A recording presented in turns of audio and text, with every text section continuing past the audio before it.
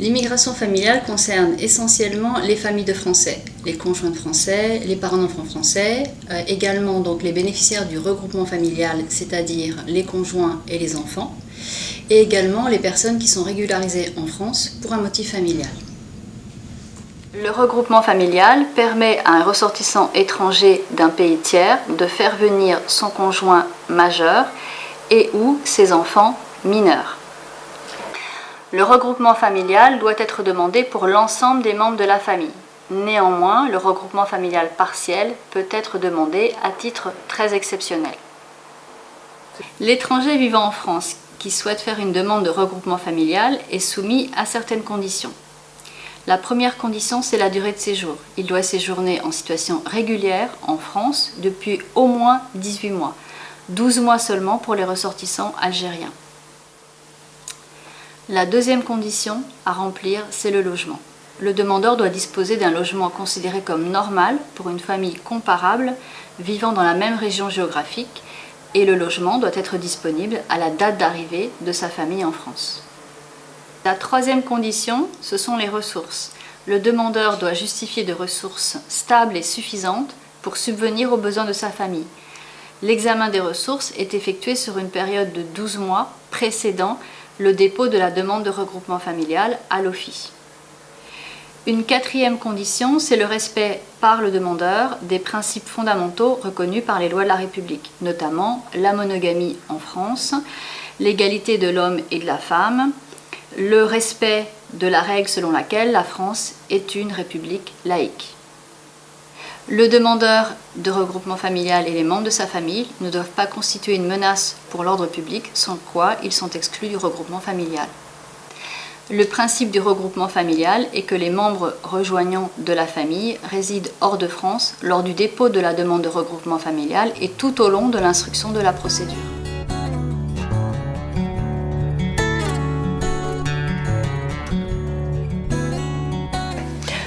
Donc le demandeur du regroupement familial doit se présenter à l'OFII pour déposer une demande complète avec un CERFA signé et rempli et des pièces qu'on va lui demander. Alors ce CERFA, il va le chercher sur Internet.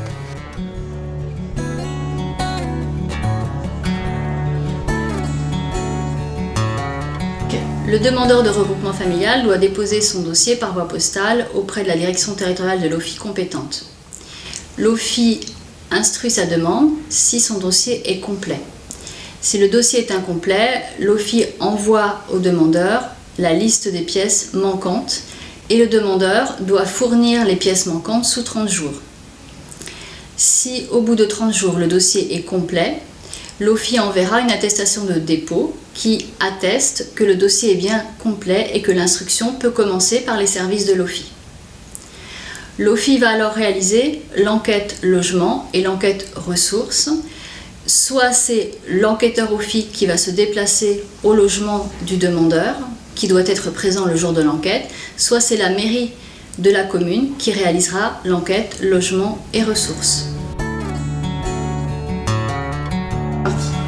Alors l'OFII, en fait, c'est l'Office français de l'immigration et de l'intégration et c'est un établissement public à caractère administratif qui existe depuis 1945. Il a changé plusieurs fois de nom, donc souvent on est plus connu en tant que OMI.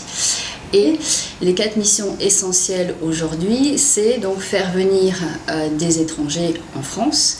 Donc c'est l'immigration économique et familiale. La deuxième mission, c'est l'intégration, l'accueil et l'intégration des étrangers. Donc là, il s'agit du contrat d'accueil et d'intégration qui va être remplacé par le contrat d'intégration républicaine. Notre troisième mission, c'est l'accueil des demandeurs d'asile. Et la quatrième, c'est aider les personnes en situation irrégulière à rentrer chez elles par une aide au retour et une aide à la réinsertion. Voilà nos 4 missions essentielles.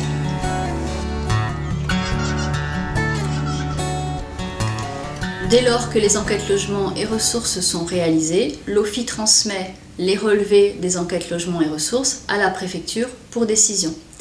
La préfecture a 6 mois pour statuer sur la demande de regroupement familial par rapport à la conformité des conditions de logement et de ressources à partir de la délivrance de l'attestation du dossier complet transmise par l'OFII.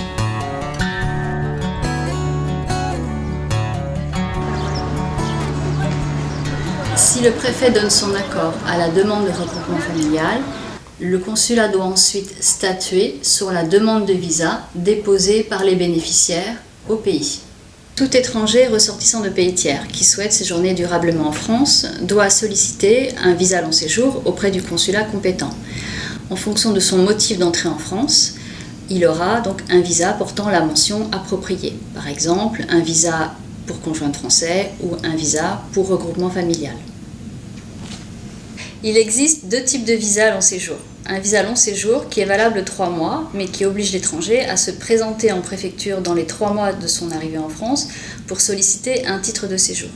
La préfecture lui remet un récépissé et c'est la préfecture qui va transmettre la demande de visite médicale à l'OFII. Voici votre récépissé et on va passer aux empreintes, monsieur. Muni de son récépissé, l'étranger doit attendre que l'OFII le convoque à la visite médicale, à la visite d'accueil, par un courrier qui lui sera adressé par voie postale à son domicile. Il existe aussi depuis 2009 un visa long séjour dispensant de titre de séjour qui permet à l'étranger de venir directement à l'OFII, de valider son visa qui devient titre de séjour et ainsi valable 1 an sans passer par la préfecture.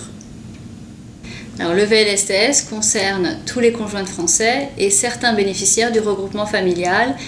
Il s'agit des bénéficiaires du regroupement familial qui résident dans un pays qui n'a pas signé un accord bilatéral avec la France. Alors, s'il est muni d'un visa long séjour valant titre de séjour, à son arrivée en France, très rapidement, il doit envoyer sa demande d'attestation OFII pour signaler son entrée sur le territoire français à la direction territoriale de l'OFII compétente pour son département de résidence. Par exemple, s'il habite en Seine-Saint-Denis, il l'enverra à la direction territoriale de Bobigny. À réception du dossier complet, l'OFII va accuser réception de la demande et dans les 3 mois suivant l'entrée sur le territoire français, envoyer à l'étranger par voie postale à son domicile une convocation à la visite médicale, une convocation à la visite d'accueil et une convocation à la validation du visa long séjour qui deviendra titre de séjour après sa validation. Les bénéficiaires du regroupement familial qui résident dans un pays qui a signé un accord bilatéral doivent, eux, se rendre en préfecture puisqu'ils sont munis uniquement d'un visa long séjour valable 3 mois, tout comme les Algériens qui ne peuvent bénéficier d'un VLSTS. En effet, les Algériens, eux, relèvent toujours de l'accord franco-algérien.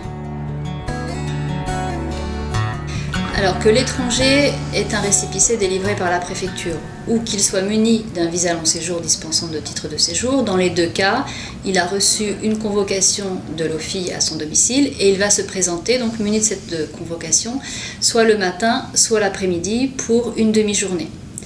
Il va passer sa visite médicale, s'il ne l'a pas déjà passée, à l'étranger dans les pays où l'OFII est présent.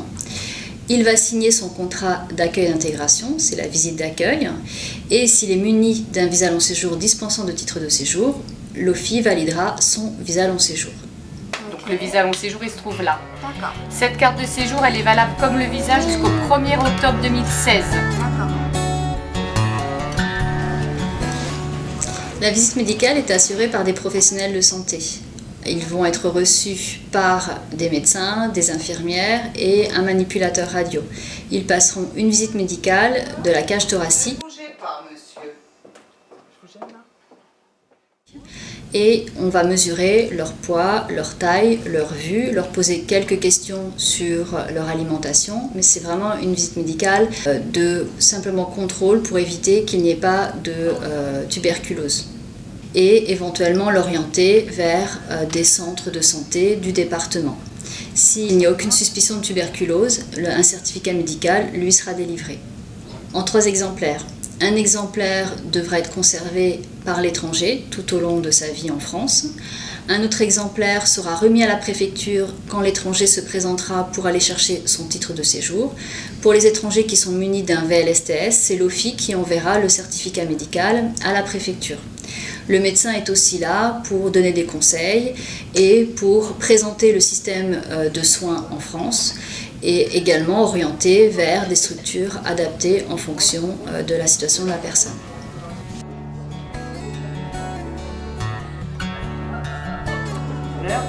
Donc il y aura un contrat pour vous et l'autre ce sera pour la préfecture. D'accord, pour le préfet ici. Donc une signature là et là. Tout étranger souhaitant séjourner durablement en France signe un contrat qui est conclu avec l'État, représenté par le préfet du département. À la parution du décret d'application, le contrat d'intégration républicaine remplace le contrat d'accueil et d'intégration.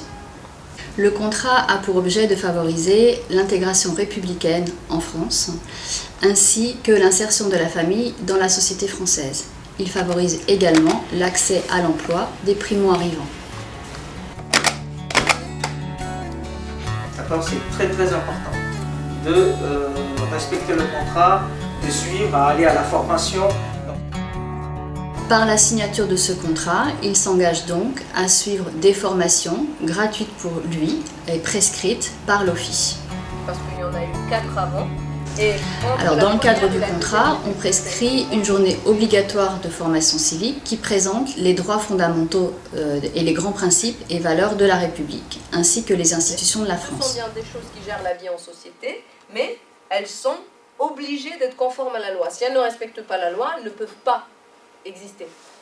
Une session Vivre et accéder à l'emploi en France est également prescrite. Elle a pour objet de faciliter la compréhension de la société française et l'accès aux services publics. Le niveau de français est diagnostiqué sur la plateforme de l'OFII.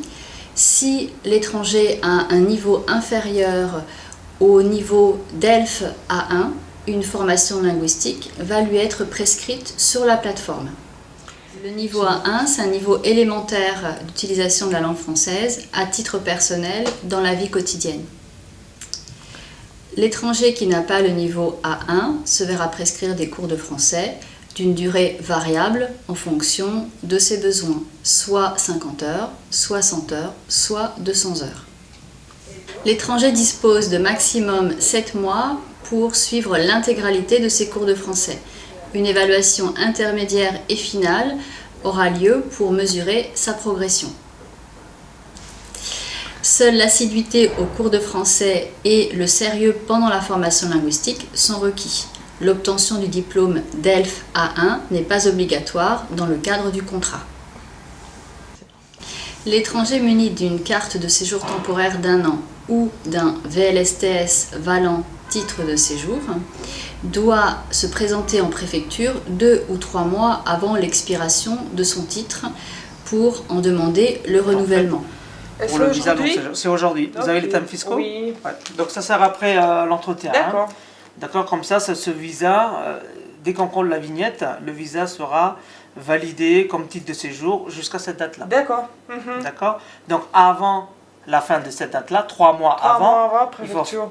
Il faut faire la demande, s'inscrire sur Internet, faire la demande pour votre... La loi Droit des étrangers du 7 mars 2016 permet le renouvellement de la carte de séjour temporaire par un titre pluriannuel d'une durée de 2, 3 ou 4 ans en fonction du statut de l'étranger.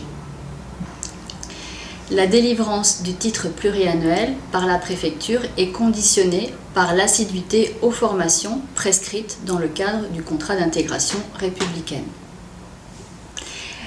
Les bénéficiaires du regroupement familial peuvent obtenir une carte de 10 ans dès leur entrée sur le territoire français, mais sous certaines conditions. L'une des conditions est que le demandeur soit détenteur d'une carte de 10 ans.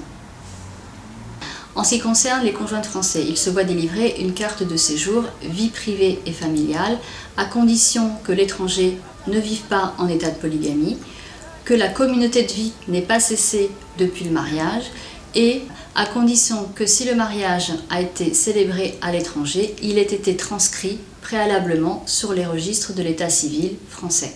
Elle lui permet donc de voyager et de résider ici. Voilà. Maintenant c'est officiellement il a habité Il a sa carte de séjour.